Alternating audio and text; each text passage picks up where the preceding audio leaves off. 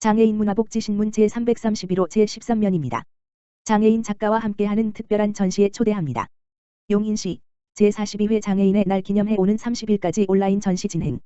용인시가 장애인 작가와 함께하는 특별한 전시를 준비했다.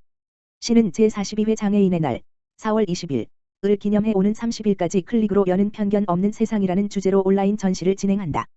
장애인식 개선 캠페인의 일환으로 마련한 이번 전시는 코로나19 거리두기의 장벽을 넘어 장애인과 비장애인이 서로 소통할 수 있도록 시 홈페이지에서 누구나 볼 수 있게 했다. 전시에서는 정성원, 문성경, 이준서 작가의 작품 73점을 만날 수 있다.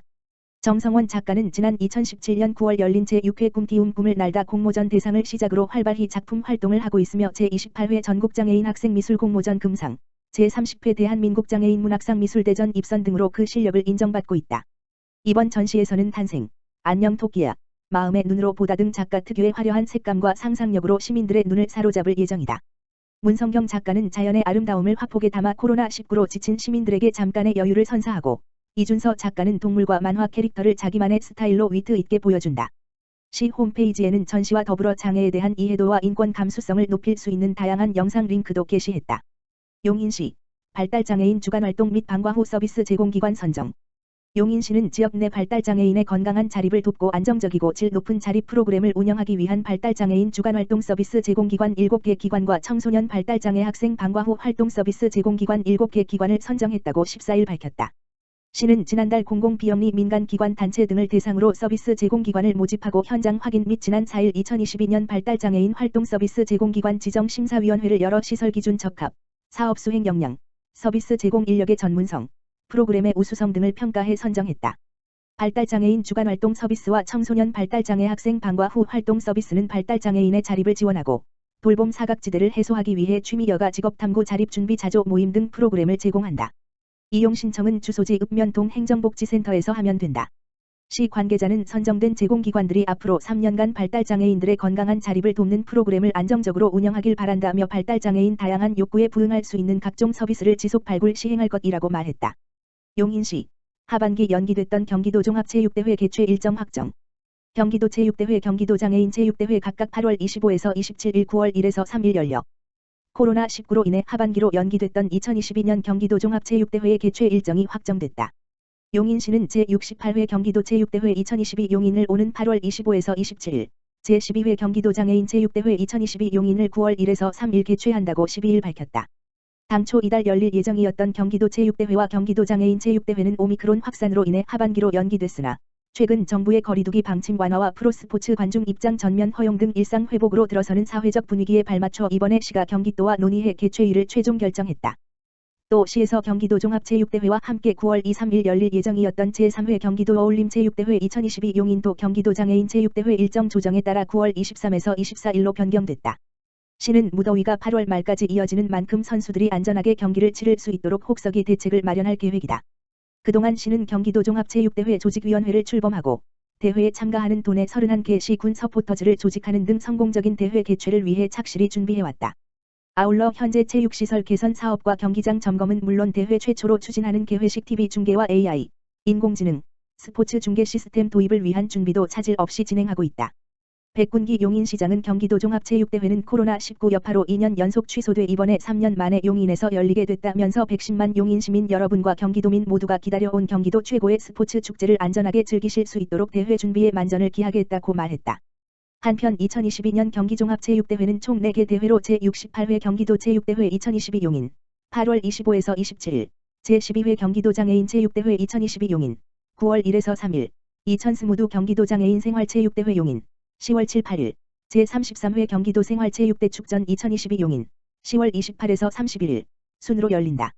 올해는 제3회 경기도 어울림체육대회 2022 용인, 9월 23에서 24일, 도 함께 열린다. 이천시 율면, 장애인 등 취약계층을 위한 이불 세탁 서비스 시행. 이천시 율면 이웃사랑봉사대, 회장 이경숙는 4월 18일부터 독거노인 및 장애인 등 취약계층 가구에 이불 세탁 서비스를 시행한다. 취약계층을 위한 이불 세탁 서비스는 두꺼운 이불을 직접 세탁하기 어려운 거동 불편 어르신과 장애인 등 가구에 쾌적한 생활환경 제공 및 삶의 질 향상을 위해 시행하는 사업으로 이웃사랑봉사대가 중심이 되어 이장단과 지역사회보장협의체 협력 사업으로 추진할 계획이다. 서비스는 마을별 이불 세탁이 필요한 가구를 발굴하고 대상 가구를 방문하여 이불을 수거한 후 행정복지센터 내 이웃사랑 빨래방에서 세탁 건조하여 다시 대상 가구에 전달하는 서비스로 이를 위해 율면 행정복지센터 면장 김영일에서는 세탁기 24kg와 건조기 20kg 각 한 대씩을 4월 7일 설치하였다. 이웃사랑 봉사대 이경숙 회장은 일반 가정에서도 이불 세탁은 힘든 일인데 거동불편 어르신과 장애인 가구에게 큰 도움이 될 것으로 생각하며 이장단 및 지역사회보장협의체와의 협력을 통해 취약계층 가구에 서비스를 제공할 계획이다라고 전했다. 김영일 율면장은 어려운 이웃을 위해 봉사를 실천하는 이웃사랑 봉사대원 및 마을 곳곳을 살피는 이장단, 복지사각지대 발굴에 앞장서는 지역사회보장협의체 위원님들께 감사드리고 앞으로도 취약계층에 대하여 지속적인 관심을 가져주시길 바라며 모두가 함께 행복한 율면을 만들기 위해 아낌없는 지원을 할 계획이다라며 감사와 격려의 말을 전했다. 의정부시 시설관리공단 장애인의 날 기념 의정부시 이동지원센터 특별교통수단 무료 운행 의정부시 시설관리공단 이사장 임혜명에서는 제42회 장애인의 날을 맞이하여 의정부시 이동지원센터의 특별교통수단인 장애인 특장 차량을 무료 운행한다고 밝혔다. 이번 제42회 장애인의 날 무료 운행 대상자는 의정부시 이동지원센터에 등록한 회원, 장애의 정도가 심한 장애인으로 보행상 장애가 증명된 사람, 장애의 정도가 심한 장애인으로 보행상 장애가 없는 사람, 장애인 등록증, 대중교통 이용 제약 여부와 제약 기간이 표기된 유효기간 3개월 이내 전문의 진단서 제출, 및 상위군 경일, 2급인 사람과 이를 동반하는 가족 및 보호자이며 무료 운행 범위는 관내 및 인접지역뿐 아니라 광역운행, 서울, 경기, 인천, 까지 모두 포함된다. 임혜명 이사장은 교통약자들의 이동편의 증진을 위하여 이동지원센터의 교통약자 특별교통수단을 적극 활용한 이용고객 맞춤형 서비스를 제공하도록 더욱 노력하겠다고 하였으며 첫 번째 실천으로 교통약자 대상 가족 나들이 여행 이동편의 제공 행복드림 콜 서비스를 제공한다고 하였다. 자세한 사항은 의정부시 시설관리공단 홈페이지 www.cgol.kr 또는 이동지원센터 홈페이지 www.cgol.or.kr/happycall에서 확인할 수 있다.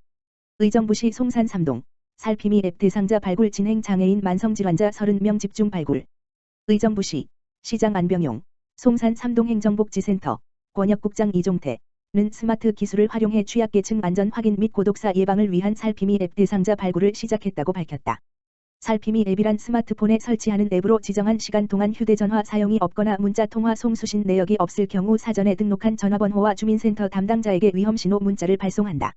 이후 전화로 연락을 취하거나 경찰서, 소방서 등과 협력해 방문 확인 등을 하고 상황에 따른 맞춤형 복지 서비스를 연계한다. 이를 위해 송산 3동 복지지원관은 우선적으로 중장년 취약계층 1인 가구 중 보호자가 없는 만성질환 또는 장애가 있는 대상자 30명을 집중 발굴해 동보건복지팀 또는 동명예사회복지공무원 등의 인적안정망과 연계할 계획이다. 송명숙 송산 3동 복지지원과장은 고독사 예방 및 취약계층의 안전을 위한 대상자 발굴과 서비스 지원을 위해 최선을 다하겠다고 밝혔다. 안동관 의정부시 부시장, 아동학대 대응 현장 방문 장애 아동에 대한 인프라 구축의 필요성 등 의견 개진.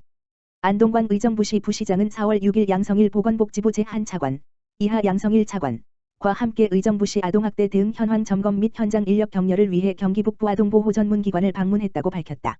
이번 현장 방문은 양성일 보건복지부 차관, 아동권리보장원, 경기도, 경기북부 아동보호전문기관 등 아동학대 수행 업무 관계자 19명이 참석했다. 의정부시는 간담회를 통해 2021년 아동보호팀 신설 이후 아동학대 대응 체계 구축 및 공공화 현황에 대해 설명했으며 민관경 협업 현황을 보고했다.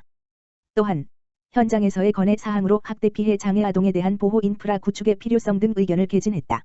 안동관 의정부시 부시장은 현장에서 겪는 어려움을 청취하기 위해 시간 내어주신 보건복지부 및 관계자 분들께 감사드린다며 이번 현장 방문을 통해 의정부시 아동보호 체계 구축의 현 시점을 진단하고 아동학대 대응이 현장에서 원활하게 수행될 수 있도록 다양한 대책을 강화해 나가겠다고 밝혔다. 한편 의정부시는 전국 최초 연접형 학대 피해 아동쉼터 설치, 전국 최다 아동학대 전담 의료기관 지정 및 업무 협약, 아동학대 전담 공무원의 처우 개선을 위한 재택 당직 수당 지급 등 아동보호 체계 구축을 위한 선제적 노력을 기울여 타 시군의 모범이 되고 있다.